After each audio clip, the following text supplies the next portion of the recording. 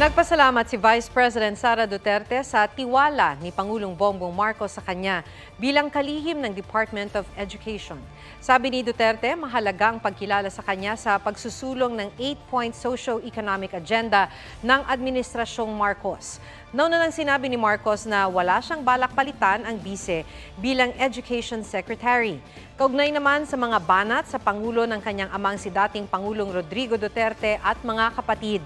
Sinabi ni Vice President Sara na nirerespeto niya ito, pero hindi niya raw kailangang sumang-ayon sa opinyon ng kanyang ama at mga kapatid. Huwag magpahuli sa mga balitang dapat ninyong malaman. Mag-subscribe sa GMA Integrated News sa YouTube.